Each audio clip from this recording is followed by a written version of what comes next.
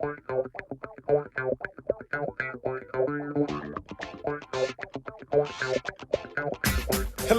and welcome to the African Tech Roundup, episode 110. Now, this is where we round up the most important tech, digital, and innovation news from across the African continent. My name is Andile Masugu, and on the mic with me is my man, Musa Kalenga. What's up, bro? Hey, Andile, how you doing? And hello, Africa. How you guys doing? Hey, we're doing great, and I trust Africa is in great spirits. We've had some successful elections take place in East Africa. Southern Africa is limping a little bit because of other issues, but on the whole, we're survivors, bruh. Yeah, and my shout-outs and my heartfelt condolences go out to the Ivory Coast.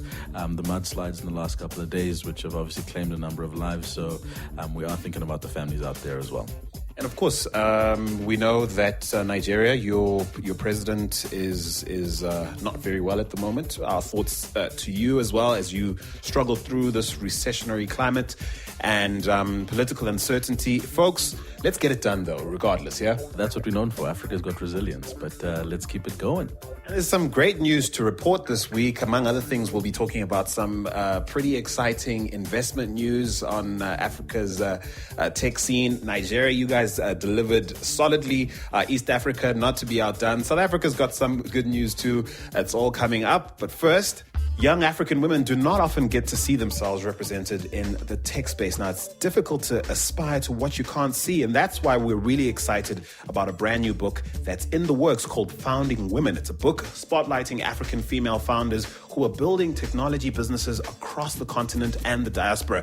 Now, Eunice Baguma Ball is the founder and executive director at Africa Technology Business Network. It's a London-based network that does amazing work on the continent, and it's their goal to highlight role models to inspire young African women to fulfill their potential as innovators and tech leaders. Take a listen to what she had to say about the project. So we're running a crowdfunding campaign to help us, first of all, to print copies of the book when we have that ready. So we're aiming to have those ready by Christmas. So you can support by pre-ordering a copy of the book.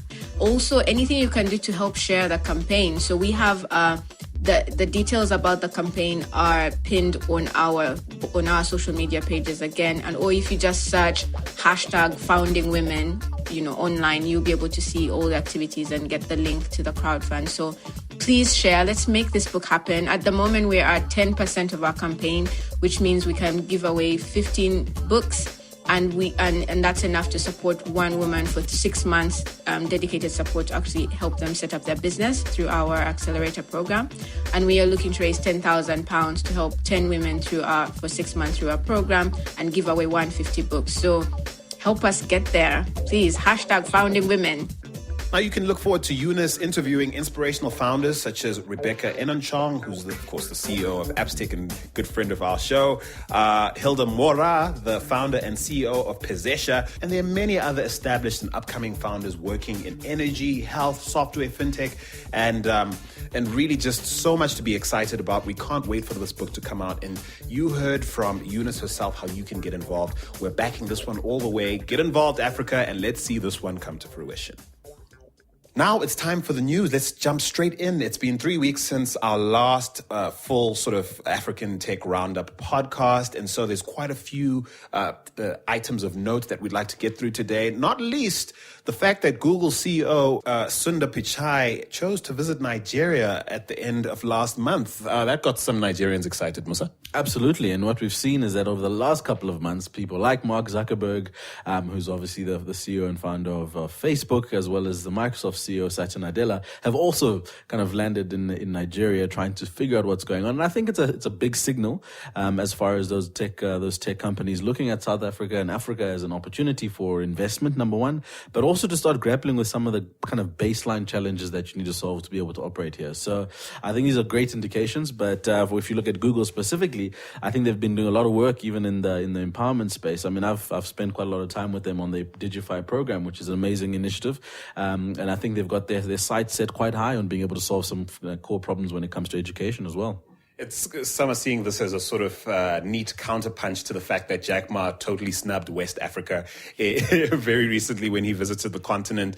And I was reminded by one of our listeners, actually, who wrote us on Facebook. Shout out to you, Robert Moracha, who reminded us on Facebook that Lagos continues to be Africa's most valuable startup destination by many metrics, not least the fact that they only have Cape Town to beat in terms of the number of startups in their ecosystem, but also in terms of the value they seem to be creating from a revenue perspective, and also in terms of the investment they seem to attract. Shout out to you, Lagos, and that information certainly not lost on Google CEO choosing to spend quite a bit of time in Nigeria, announcing quite a few interesting products that they'll be launching, some grant funding, reminding us, of course, of Google's commitment to put out $20 million worth of grant funding to causes targeting improving African lives. $2.5 million of that money, of course, being given out in the form of initial grants, targeting non-profit arms of African startups, the likes of Gidi Mobile and Siavula. Look, again, I mean, I don't only get so excited about grant funding, but there is some decent intent on Google's part to sort of be a meaningful partner to Africa's ecosystem, the Launchpad Accelerator they're planning. YouTube Go got some people excited. The fact that you should be able to download content and watch it later at much cheaper rates than you ever have before. A Nigeria-specific product. Yeah, there's quite a bit he announced. Of course, we only get so excited about these high-profile safaris at this point in our commentary. But yeah, it's definitely a good signal, reminding the world that Africa and prospects on the continent are a real thing. Yeah, and I think one of the more responsible narratives around the visit was this kind of this preparing 10 million youths in Africa for jobs of the future, which I think is an important thing to consider, not only for Google but for Africa as a continent, as far as how we are training, educating, and ecosysteming, for lack of a better word, young people to be able to solve problems in the future. Now, we do know that their training initiatives so far have delivered 100,000 software developers. They intend to train 100,000 software developers, but through their Digify program, they've already been able to train kind of 1 million people across East, West, and South Africa. So I think that's encouraging, and I think it's responsible. But at the same time, as you said, these high-profile safaris are, kind of the proof is always in the pudding. But great initiative. Great visit. Had a lot of people excited. A lot of my friends were on Instagram taking pictures with him, and that star effect was definitely present. So yeah, great trip.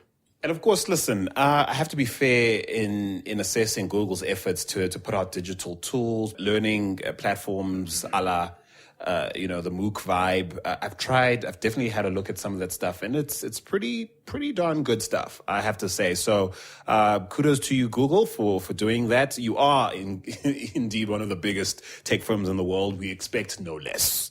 Staying with news out of Nigeria, Flutterwave is definitely the toast of the town. They are a payments infrastructure provider for banks and businesses on the continent. If you've been hiding under a rock and didn't hear about the $10 million Series A round of funding they sourced courtesy of investors led by Greycroft Partners and Green Visor Capital, then I don't know where you've been, because this is definitely one to celebrate. They're a fairly young company, only founded in 2016, but already have under their belt something like 10 million transactions worth $1.2 billion. What's not to love, Musa? What's not to love, bruh? And an amazing opportunity. I mean, in Africa alone, merchants and financial institutions are quite hamstrung because of our digital payment infrastructure. So they've seen a huge opportunity here, because I think less than 1% of the $380 billion that's being transacted is non-cash payments. And so those payments are being made through cards, and there's a big opportunity for them to start launching an infrastructure and a network to capture that market. So I think it's excitement all around. But more importantly, I think the enablement of small businesses from a commercial perspective really unlocks value for our economy. Definitely. Big shout out to Ianolua Aboyeji, of course, the founder or co-founder of Flutterwave, also a co-founder of yet another Nigerian startup success, Andela, which itself is doing excellently well, have recently received even more international funding to complement the funding they received from from Mark Zuckerberg and his wife's foundation. So of course, Ianolua must be riding high as a successful startup founder on the continent twice over. He's living the dream that many startup founders aspire to, and sadly, many startup founders on the continent in Nigeria and elsewhere on the continent may never experience. Yeah, and I think it's quite impressive that they focus their energy quite squarely on being able to try and make sure that they can provide kind of open APIs that make it so much easier for merchants to be able to get paid and to pay digitally. I think even in a country like Nigeria, with such a huge population of informal traders, this is a huge problem for them to solve. And I think their team have, as you said, proven themselves time and time again. And it's really exciting to see that even in the second win, they're getting this kind of attention. So big up to the Flutterwave team. I think it's a critical gap that they're filling in the digital ecosystem. And of course, providing the right mix of local relevance and global potential, I think, has been key. I mean, despite what I said earlier, I mean, some studies pointing to Lagos continuing to be one of the most valuable, if not the most valuable tech ecosystems on the continent still, it has its critics in as far as prospects not having sufficient sort of applicability or scalability in a global context. Certainly, Lua, proving that you can not only, be totally relevant to a local market, certainly a mindset promoted by the likes of Jason and Njoku, but you can also, while you prove a business case and actually make money on the way to proving it, right there in Lagos or in Nigeria to start, you can be just as promising a prospect for the global market. No doubt this investment pointing to that fact. Yep, and let's do the right thing and support them, right? So that's part of what we need to do as the tech and entrepreneurial community. Flutterwave, amazing solution. So do the right thing, guys. Let us support. We're going East Africa next. The traditionally Middle Eastern focused venture capital investor Wamda Capital has made its first investment in East Africa. They have led a $10.3 million debt equity Series A round in Twiga Foods. Now, they're a mobile-enabled supply platform for retail outlets, market stalls, kiosks and that kind of thing in Kenya. And Twiga joins a pretty impressive list of investors, which include DOB Equity, AHL Ventures, the Omidia Network, among others. And as part of the deal, Twiga has landed the services of Wamda's Fadi Gando, who will be taking a seat on the company's board. Dang, bruh. They stay winning. These guys stay winning. And in fact, I was made aware of them by Mark Kaigo on his last visit. He said to me, go check out this website. And I went to it and I was like, these guys are crazy. They're actually saying they're revolutionizing African retail because I think they're passionate about the fact that goods and markets need to be cheaper and easier to access from vendors. They also kind of are a mobile-based cashless business-to-business supplier. And they stock things like bananas, 200 million bananas sold, 2,600 vendors and 92% customer acquisition rate. So these guys are on fire. They're cooking at the moment, and I think they're a great business. And also in a space that's less sexy, kind of if you look at a lot of the general places that we cover, financial services, etc., these guys are operating in an environment of African retail that really needs a lot of organization and it needs a lot of technology to enable that. So I think they're awesome. I think they're great. I mean, the number you called about bananas, I mean, they're essentially the largest sort of channel for banana sales in Kenya. Isn't that insane? Tech-enabled business being able to claim that sort of thing. And no doubt Wamda wanting to keep a very close eye on their progress and definitely leverage the very best of their insights, ensuring that their executive chairman sit on that board. Not that Twiga's CEO, Grant Brook, is going to mind at all, I imagine. No, he's not going to mind at all. And I think while we're at it, just to give a shout out to the other team, right? And I think a part of what Africa Tech Roundup does is connect the dots. The CEO, Okikonde Mwatele, the director of sales, Unia Bidale, and Joshua Mbugwai, who's the director of production. So this seems to be the executive team, people behind Twiga. And as I said, they're doing an amazing job in retail, and we're going to be watching them closely as well. I know why you found that necessary, given all our discussions about expat founders and all that. I see you, bro. I see what you're doing there. I see what you're doing. Yeah. Watch me closely. Watch me. Nah, for sure, though. I think it's also important to recognize the complex dynamics of what it takes to succeed at the sort of level. Not even perhaps, the idea that you pretty much can't do it without local insight, can you? No, absolutely. And I think diversity on teams of this nature is critical to success. So big up to the CEO, but supported by a really great diverse team. Awesomeness all round. So to South Africa now, where something called Uprise.Africa, dubbed South Africa's first equity crowdfunding site, has already garnered more than 30 signups. Now, this is interesting news because on some level, there are a lot of people who are excited about the notion of, an alternative investment source that hasn't existed before. So you have that on the one hand, but you also have on the other hand the sort of mixed results and the mixed reputation similar platforms have abroad. They often signal when startups, resort to listing on such, on similar sites. And I say some, I'm not even going to try and pick out the winners from the losers. There are some that are better than others for sure. But often the signal or what's derived from a startup that finds it necessary to list on something like this is wait. You guys couldn't source the funding on your own. It usually creates an immediate question mark about the viability of that business. And in some cases, some of these platforms have been accused of just not vetting correctly and actually not putting forward investment prospects that have been suitably checked for potential and really financial soundness. I'm hoping that this platform will be able to sidestep those issues. Yeah, I think, they're trying to set themselves up for success in that they're initially looking at 6 projects. So I'm assuming they're going to vet quite aggressively. Yeah, they have said they will. These are projects when they do come online. Okay, so just so you know, they're saying towards the end of August, early September, they're going to come online with 6 investment prospects that any of you listening could potentially invest in. So yeah, they're definitely saying they'll be vetted quite thoroughly through a tenuous process. But yeah. Yeah, I'm quite interested in kind of the supply side. Essentially, they're going to be crowdfunding equity. And the challenge with crowdfunding equity, especially in a market like South Africa right now, is that consumers are quite under the squeeze. So I'm interested in seeing the business model around being able to get that money in. Number 2, to see what the returns look like over a period of time. Number 3, the conditions of engaging in this kind of investment. I think it's great. As you mentioned, alternatives are an awesome, innovative way to get people more inclusive or more active in the funding space, but it's always going to come down to the detail of how much am I putting up, what are the conditions, and what am I getting out over what period. So I'm quite interested in that as well. But good one to watch. And also just making sure that it is investors who are signing up for this platform are either sort of accredited or at very least educated on what they're in for. I think they'll need to manage their brand quite carefully to make sure that this doesn't become a dumping ground for startups that really can't get their act together and, package sufficiently to organically access finance, through traditional means, through VCs and other sources, or even initially through angel investment.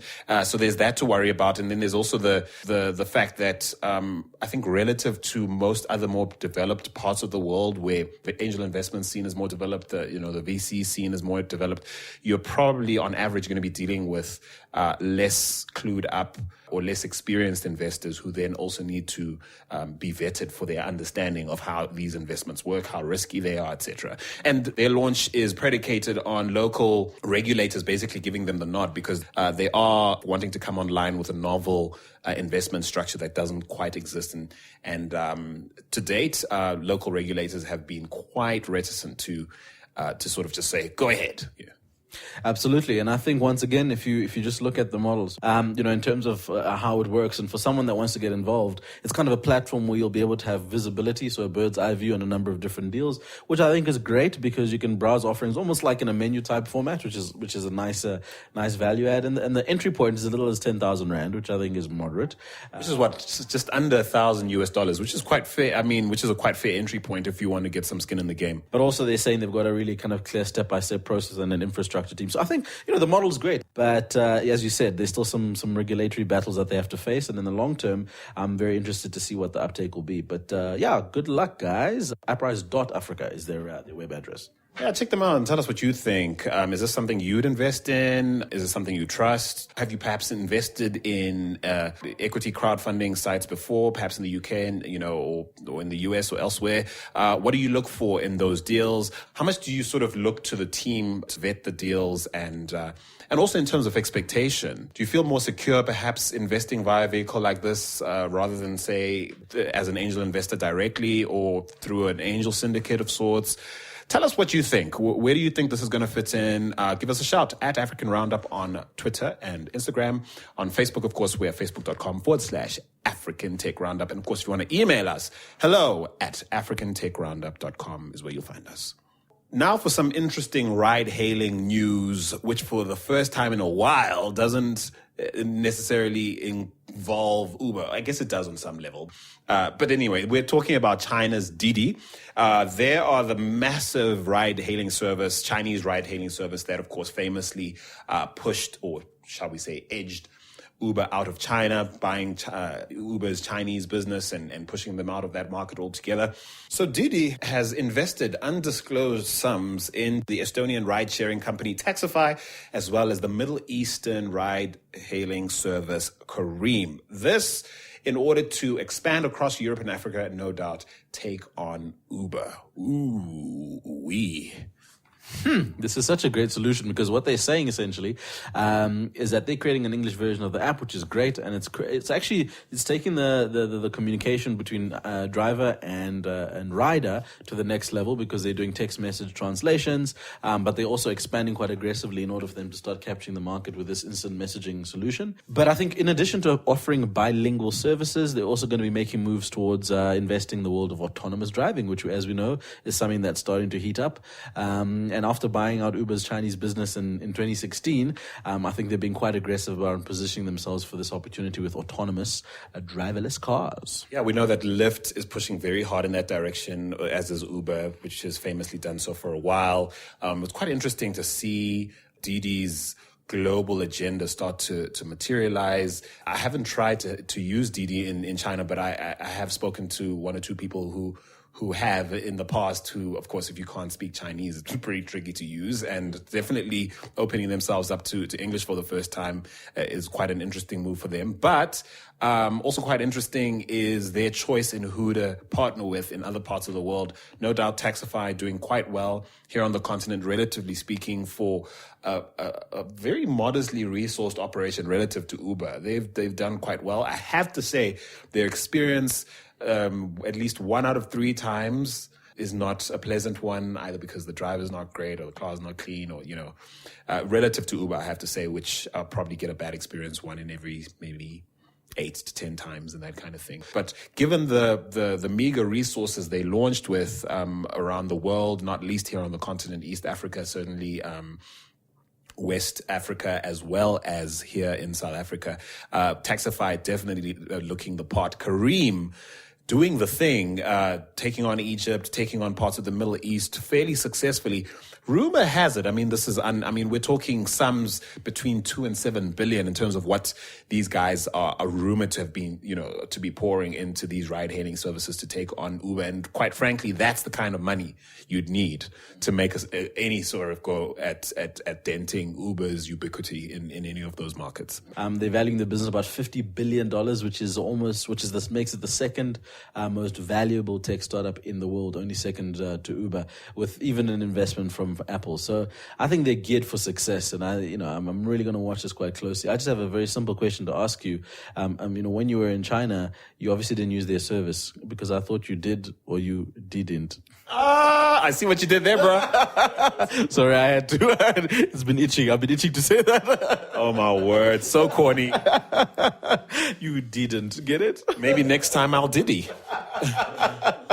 Sorry. Let's move on. All right, let's move straight along. Listen, some interesting ecosystem news that I think is worth promoting. Certainly, ABAN is the African Business Angels Network. They're offering masterclasses as well as a summit in November. So between now and November, they've got quite a few masterclasses planned. And then, of course, in November, they have this incredible event on November 15th to 17th, the African Angel Investor Summit. We are partners this year, and we're really, really excited to tell you about it, not just because we're partners, but because we talk about the problem very often on the show, and we're excited to be part of the solution. Now, ABAN is definitely doing the most as far as helping the various angel networks on the continent, get the education they need to participate more meaningfully, syndicate their activities, and actually contribute meaningfully to the foundation we know we need for startup success on the continent.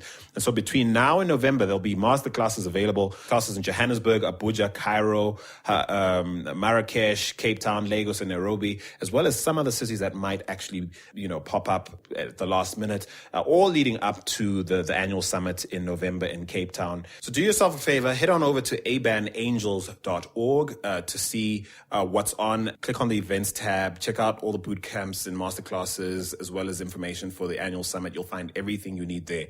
abanangels.org.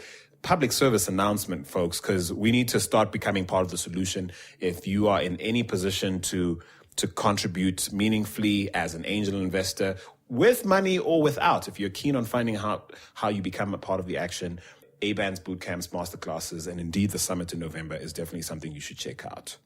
Moving swiftly along now to Bitcoin, which is just claiming those headlines these days. I have to say, I'm a little overwhelmed by all the news about it. There was that Bitcoin fork, the famous, community rivalry that resulted in two separate currencies being formed. I mean, we're not even going to go into this, but there was Bitcoin on one hand and then Bitcoin Cash that was formed as a sort of alternative currency. And what I do want to say is at some point in the future, I'm going to be reaching out to Simon Dingle, who I defer to for understanding, wrapping my mind around these things.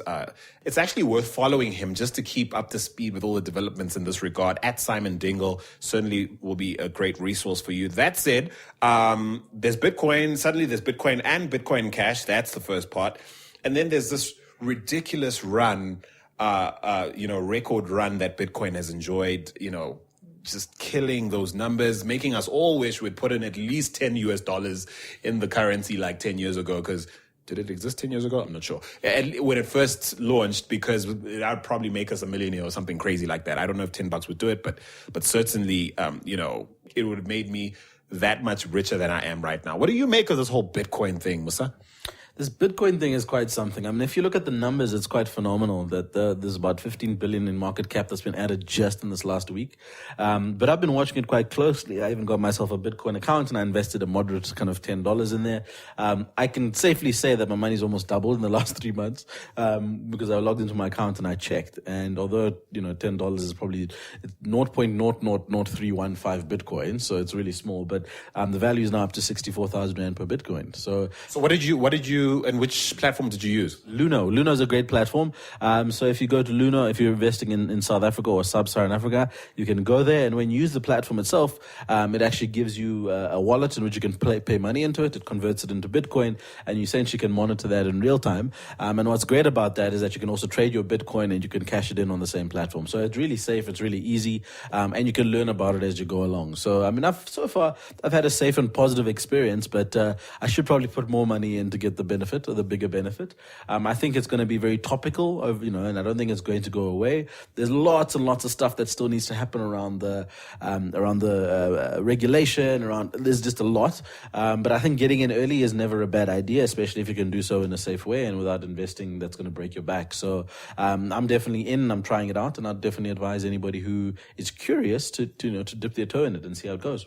As someone who follows pro-Bitcoin pundits like, Simon Dingle, I've pretty much come to accept that this constant expectation that, there's going to be a bubble that is going to burst and this Bitcoin thing is going to prove to be this disaster thing. I'm actually over... so your $10, yeah, pretty much doubled. Sorry, I just got interrupted because Musa just showed me his account, showing off his account, his Luno account, and showing how well he's doing. There's not much in there. There's not much there, but yet. Yeah, but I mean, I think it's fair to say, the argument for whether or not Bitcoin is a legitimate store of value or indeed an investment vehicle of sorts, certainly a decent currency. I think that argument has been laid to rest by and large. I think the question is, what are the implications in terms of mainstream finance, and e-currencies in general. Certainly, what does this mean or signal in terms of blockchain applications and how ubiquitous they may or may not become as part of everyday life? I suppose those are all unanswered questions we're all going to learn the answers to soon enough. Yeah, I mean, the reality is, I think, for the next, I'd say, 2 to 3 years, it's still going to be pretty much a technology for really early adopters. So I know that all the banks and most financial institutions at the moment have got some sort of work stream or some sort of think tank around how they're going to be, tackling, incorporating or competing, whatever it is, with these new technologies like in the cryptocurrency space. But I do think it is important that what the value that they pass on to the consumer, as far as the reduction in things like traditional rates that you would pay, as far as ubiquitous access, as far as being able to get out your money and your transactionability in real time, all of those things are really core to being able to create a great financial value proposition for a new consumer. So I don't think it's anything anybody can avoid, especially if you're sitting on the financial services kind of service provider side. But I do think, and it's going to take a little bit of time before it becomes mainstream. And I think it'll probably more be the market demand that forces a lot of institutions to adopt this a lot quicker than they probably have planned. I actually forget sometimes that you actually have a history with banks. I mean, you were an executive at Nedbank, of course, and you no doubt have a finger on the pulse somewhat of what they're still thinking and that kind of thing. Yeah, it'd be interesting to see, what the likes of, a really traditional operator like Nedbank in the South African context will come out doing. Because, and you say Nedbank because typically they haven't made it part of their brand to sort of lead at the front in terms of adopting innovation and that kind of thing necessarily. But it would be interesting to see how old school legacy players like that deal with this. And if you've invested in Bitcoin or have very strong thoughts on this trend towards the adoption of e-currency, perhaps you totally disagree with people who think it's not just a fad and you want to let your voice be heard, send us a voice note and tell us what you think, your experiences in perhaps trading Bitcoin. Hey, if you've got experience in mining Bitcoin, we especially want to hear from you. And if you have any unique experience in terms of front row access to seeing what Bitcoin or e-currency is doing or how it's being used on the continent, perhaps through activities you've observed or actually taken part in yourself, send us an email via hello@africantechroundup.com. To South Africa next, where Tencent, which is easily one of the world's most valuable companies at this point, at least top 5, I believe. Tencent, the Chinese company, of course, 34% of that company being owned by the South African tech giant Naspers. Now, they're making the news because they're going through the ringer in China. The Chinese government is cracking the whip on VPN use and all sorts of regulatory measures that are negatively impacting Tencent's share price performance in China. And it's becoming quite apparent that there is a direct correlation between how well Tencent does and how poorly or how well Naspers is doing. And of course, the huge argument right now, is there anything more to Naspers than that precious 34% they own in Tencent? Yeah, and if you look at the numbers, the South African company's 32 million rand dollar investment was made in 2001, and at the time it was kind of pitted as the deal of the century. And now that stake has gone up to about 128 billion in value. And the challenge is that Naspers seems to have kind of had one trick pony, and they're looking for another, what they're referring to as a genie in a bottle, that's essentially going to be able to save them. But the challenge for that is that the unimpressive growth that they've been seeing of late is putting a lot of pressure on the business as a whole. And Naspers has just kind of been struggling from an operations perspective, so they're bleeding cash, and it's been over the last 24 months from a financial perspective. So I think it might just be one of the situations where a pivot is needed, or a major acquisition into a cash cow of some sort. But at the moment, they're really, really struggling, and it's something that's been maintained over the last 2 years consecutively as losses. And so, I mean, we sort of headlined a show like 2 or 3 shows ago, the news that one of Naspers' high-profile investors going, listen, guys, just admit that you haven't been able to add value past this very serendipitous acquisition, the 34% acquisition you made in Tencent. In fact, some of us, would like to access value in that company in a much more efficient manner, i.e., it is time to unbundle this thing and allow those who want to invest directly in Tencent to do so, and not hold us, hostage to this ship that you guys aren't running correctly. And it's becoming harder and harder to argue that's not the case. That said, Naspers has famously been, I guess, a hoarder of value. It's difficult to argue that it hasn't worked in their favor in the past. They're not typically the kind of company to sort of jump in and out of investments willy-nilly. They tend to make big bets, often at a time when no one else is watching. I think of Code Academy, the Code Academy acquisition they made last year, and a number of other acquisitions they've been making of late. Don't expect them to be unbundling those sort of investments if they sort of really do well in the next sort of mid to long term, because that's just not their style. Yeah, but I also have to say, the prevailing logic in modern business is what worked in the past is not necessarily what's going to work in the future. So I always kind of have to have a very sober look at the reality of what they've done has not worked, and it's been 24 months, which is 2 years. It's a long period. They are being, quite bullish with saying that they're going to bounce back over the next 3 to 5 years, expecting kind of an increase in earnings of about 27%. But, let's be realistic here. By unbundling and being able to sell out even a portion of Tencent, it could do a lot for their operational losses. And at the same time, I think it's a moment in time that allows them to kind of take stock and recalibrate, for lack of a better word. So, I say what works in the past doesn't necessarily mean it's going to work in the future. And without an apparent plan, I think that's a big gamble to take, in the next short to medium term.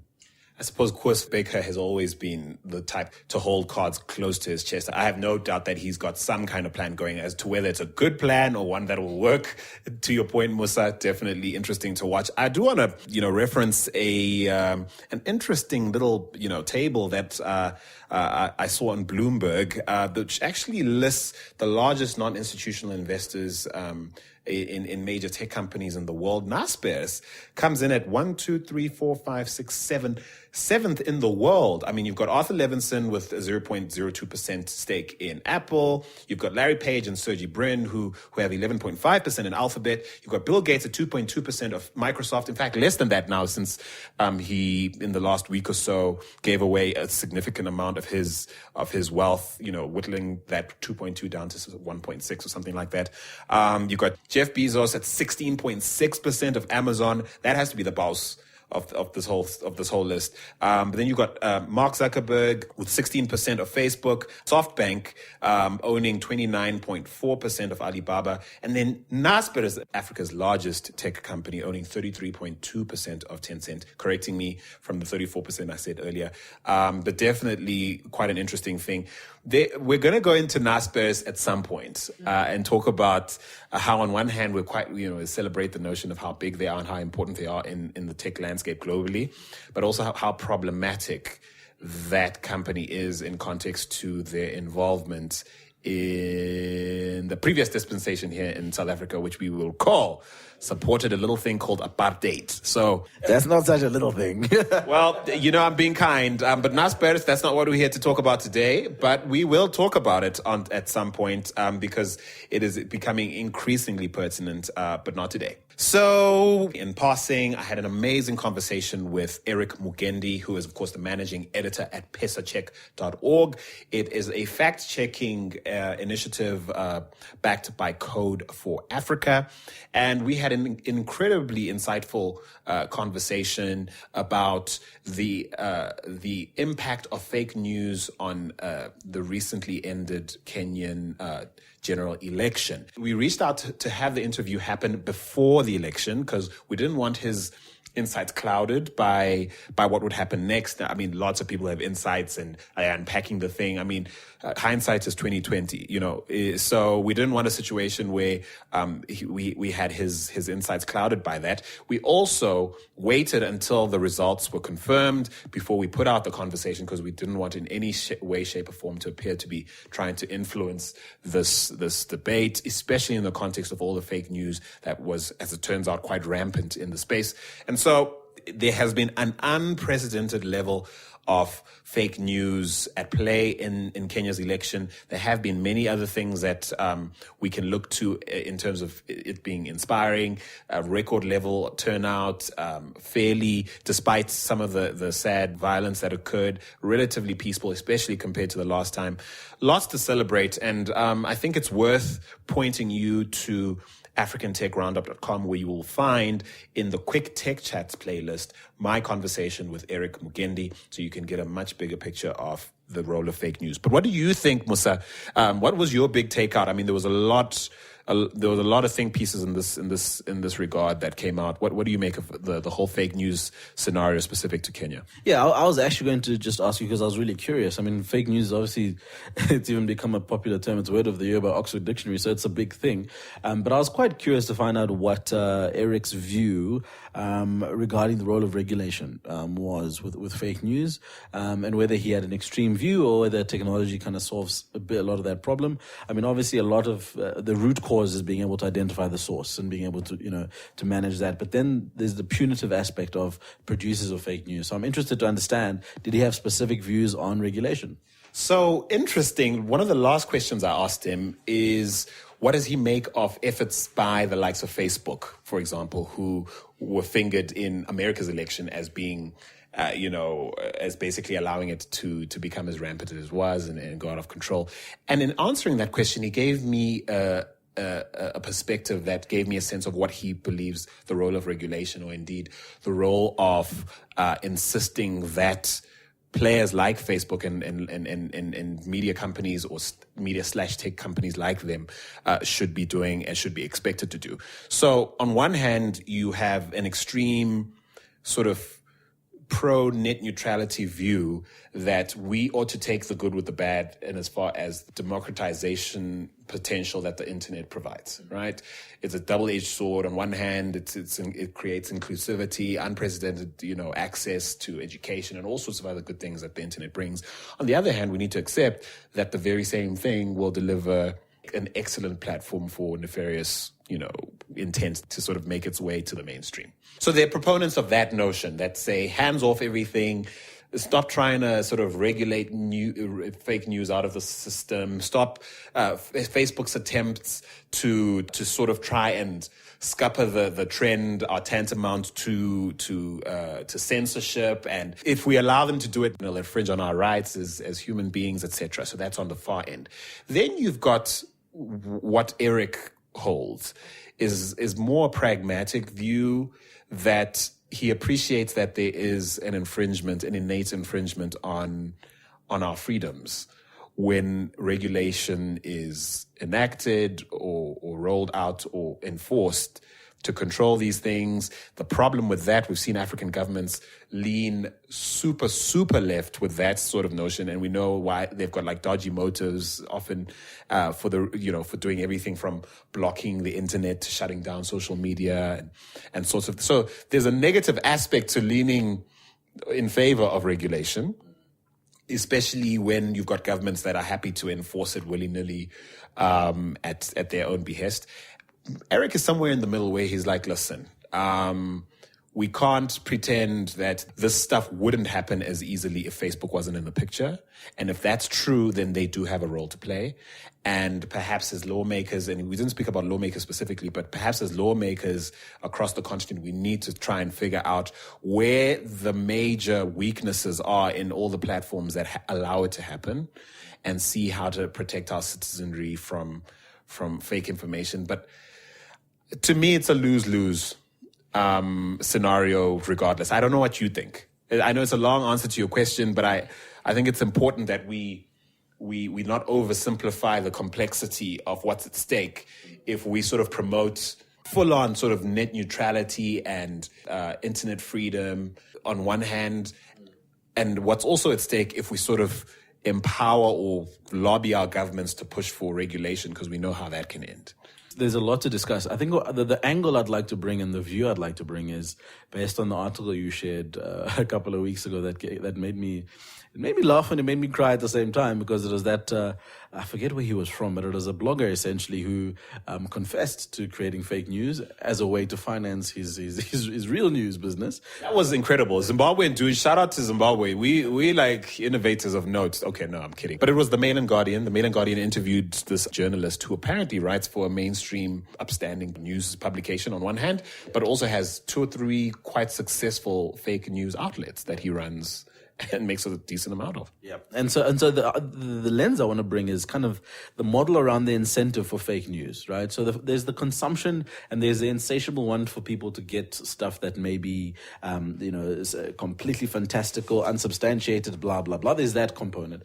Then there's the business model that says people actually get paid for being able to drive impressions and or eyeballs to their platforms. And no matter what the content they put out, the incentive is, did people come and see your website, right? So my view is that there needs to be an element of qualitative assessment of people coming to your website coupled with the quantitative impressions or eyeballs. So if you're getting millions and millions and millions and millions of people coming to see something on your platform or on your website, there needs to be a second level to say, are they coming to see something that is inherently true or inherently fake? And if it's inherently fake, you should be penalized more so than someone who may have something that is true but is not driving the same impressions. Now, how are we going to get that right? I have no idea. But ultimately, I think a lot of the fake news, kind of the symptoms come from, that economic reality that this gentleman from the blogger from Zimbabwe is taking advantage of, is that he's simply being able to drive eyeballs to a site and making money from it.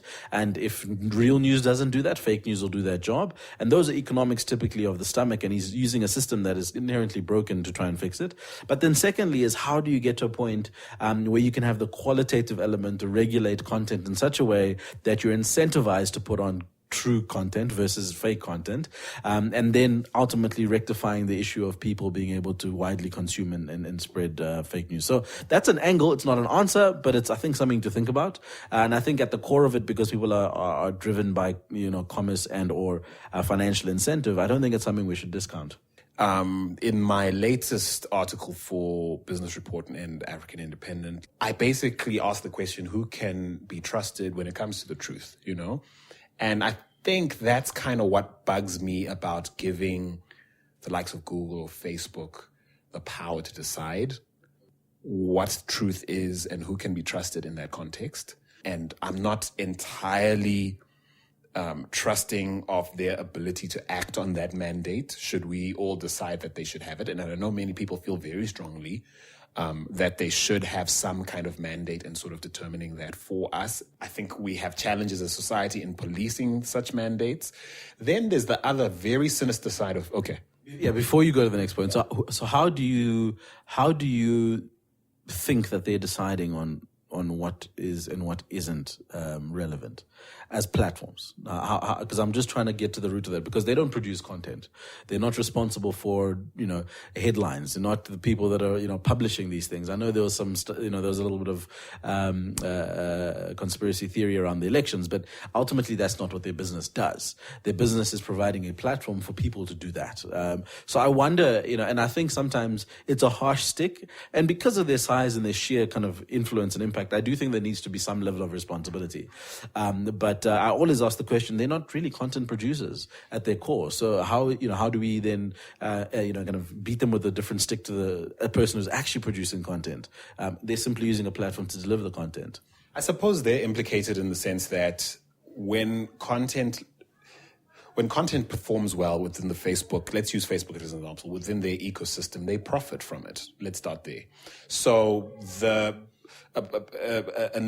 someone with a nefarious agenda who's happy to pay Facebook to publicize a piece of content that they know is untrue or harmful or you know what I mean, or dangerously untrue in some cases. There is a potential profit motive which I think Facebook has a hard time explaining away, or Google has a hard time explaining away when, for example, their ads end up on sites that promote sort of neo-Nazism, neo-Nazi agendas and stuff like that. Okay, so there's that side of things, but then there's also the side of things where there are voices in society that are demanding more and more for companies like Facebook and like Google to sort of promote a moral agenda, right? And while I wouldn't want to advertise on on Google and have my ads end up on a site that calls me the N-word or calls me a monkey and that kind of thing, the pragmatic side of me sees this as a dangerous precedent for an infringement on our rights as a society, the right to expression, the right to free expression, the right to religious freedom and that kind of thing.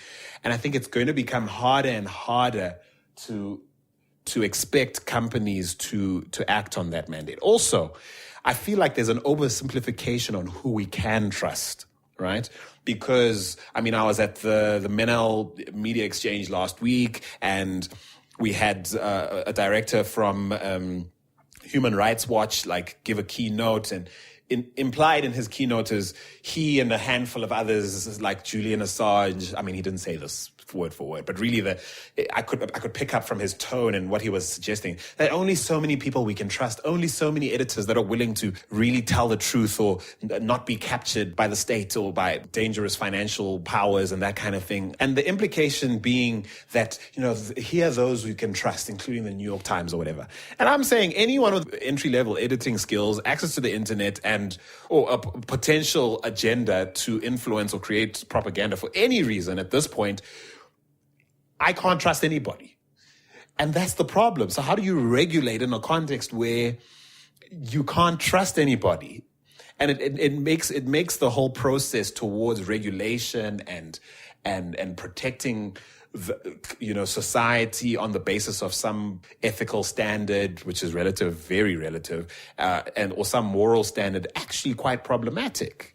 Do you get what I'm saying? And this is coming from someone who's absolutely appalled by what's out there, on the internet, and what's out there in terms of, the weaponized information that potentially influences elections and that kind of thing. But I feel like it's a short-sighted solution to sort of lean heavy on the likes of Facebook, pretend like neo-Nazism doesn't exist anymore because we can't see it or it doesn't reach us anymore. I don't see how it's actually solving the problem.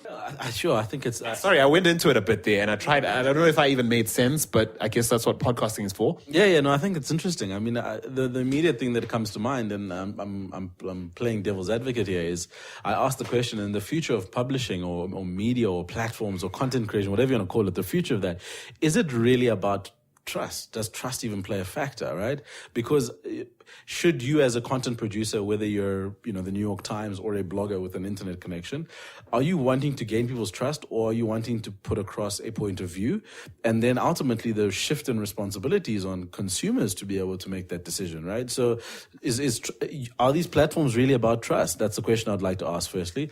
The second thing is that if that is the case, I think we're leaning towards a more traditional model around the way content is produced and created.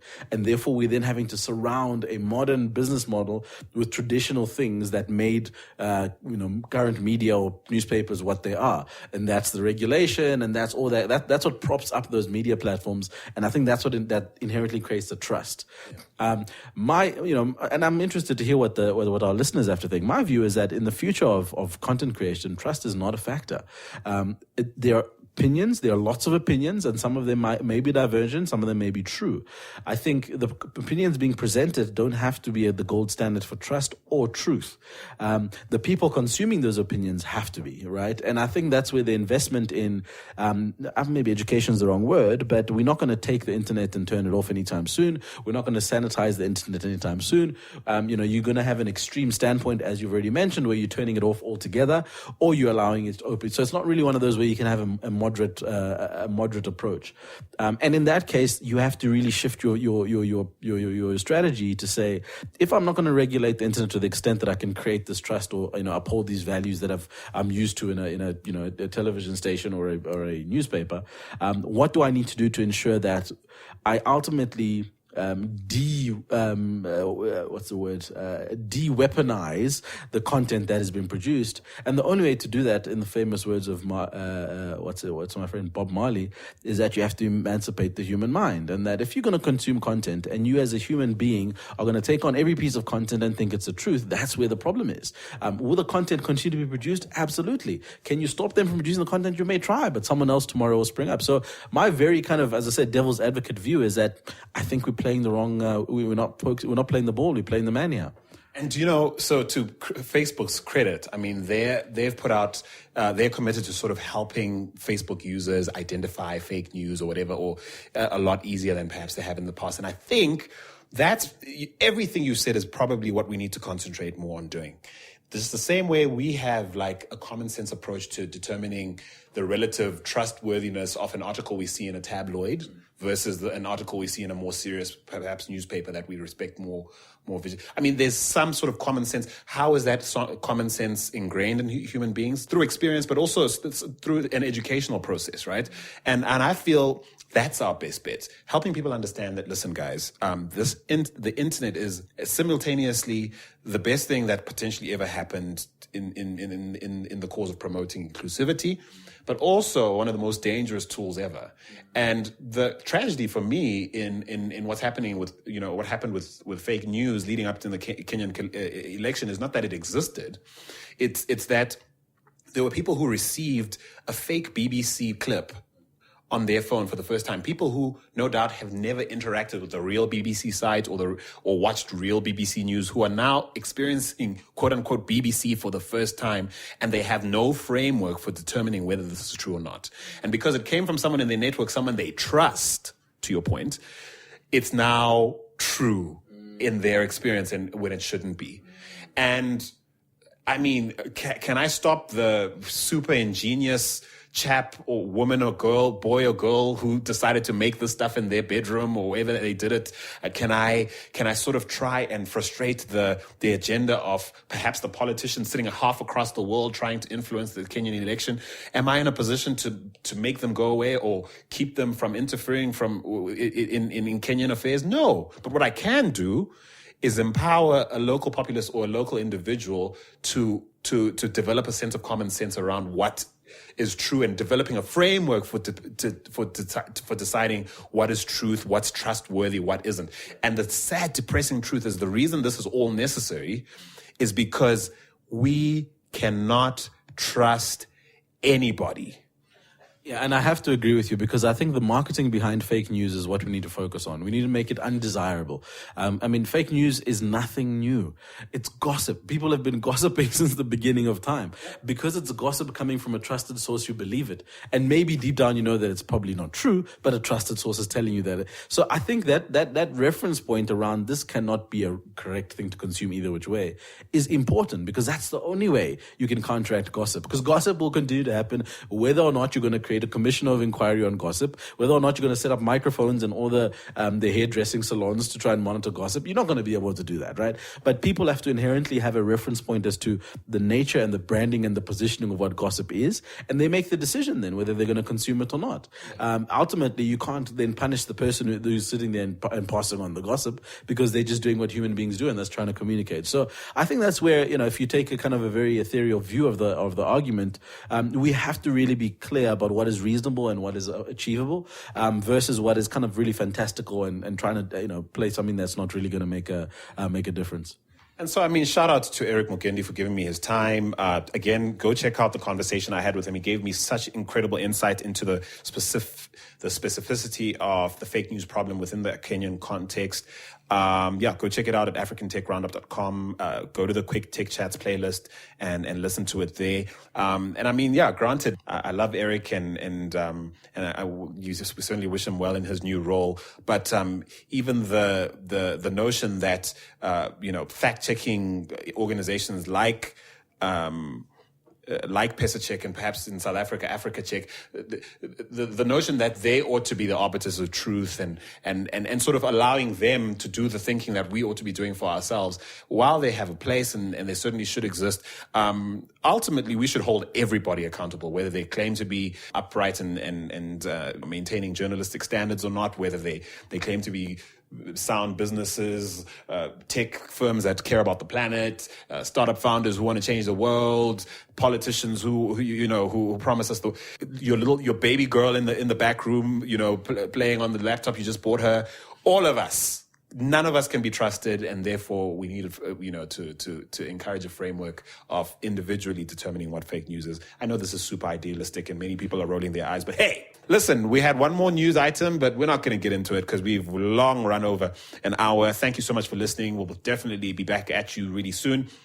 Before we go away, one last time, we definitely want to give a huge shout out to our friends over at the Africa Technology Business Network, doing amazing work under the leadership of Eunice Baguma Ball, their founder and executive director, who, of course, is working on a book called Founding Women, which is set for launch this Christmas, 2017. And they are putting the spotlight on African female founders who are building technology businesses across Africa and the diaspora. About doggone time, people, about doggone time. So please help support their initiative. Head on over to Indiegogo to see how you can be a part of making sure that this project sees its way to fruition, and help many, many, many African women and other women around the world discover African woman magic.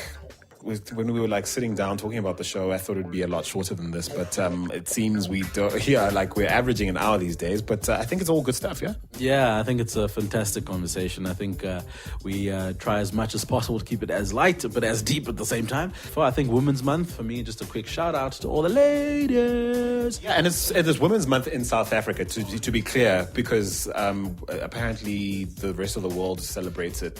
Well, the International Women's Day is at another point in the year, but in South Africa, certainly August is Women's Month. So shout out to all the ladies, like you said. Absolutely, and I suppose the reality is it should be Women's Day every day, right? So let's not make it about the month, but there's lots of stuff happening, and we'll chat about that hopefully maybe next time we speak. We definitely have some stuff, some concepts about women in tech and women in business in general, and this unfortunate spate of violence that we're seeing impact women, particularly in South Africa at the moment, and we had our thoughts on that. We don't have time to share on that now, but we'll distill it and maybe bring it to you at another point. Yeah, absolutely. But nonetheless, happy Women's Day to the South African women, and let's continue to up our game, and let's continue to support women. Let's continue to be the best we can be. And from myself, it's been great, and it always is. I'm looking forward to seeing you back again, and thank you for listening. For sure. And I'm actually gonna close up with a quote from our conversation. So whenever I'm speaking to Musa, I always take notes because he's that profound. Yes, he is. Here's a gem he dropped while we were chatting before the show. It's less about the business and more about the network. You best believe that's why we're here. We're trying to bring this whole African tech industry together. We want to be a node, a reliable node for information, for insight, and really for inspiration that our ecosystem so desperately needs across the continent. And so, folks, do the business, but remember, it's also about the network. So we love to hear from you. Look forward to having you join us again. Hit us up on Twitter, Facebook, email. Keep the conversation going. Reach out to others. Let them know about the show. Like us, share us, do the thing. And in the meantime, Africa, do take care.